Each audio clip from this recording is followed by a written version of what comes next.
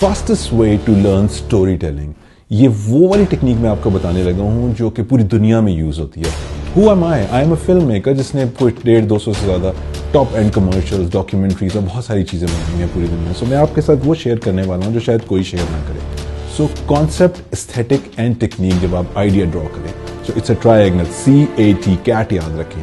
Concept क्या, आपका concept क्या है? ये हॉरर फिल्म है, ड्रामा है, सोशल है, क्या है? तो इसको जरा लिखें करीब में अपने किसी पेपर पे ताकि आपको पता हो उसकी टेक्निक क्या है। आपका कैमरा ट्राइपॉड पे होगा, शेकी होगा, मिक्स होगा, क्या होगा?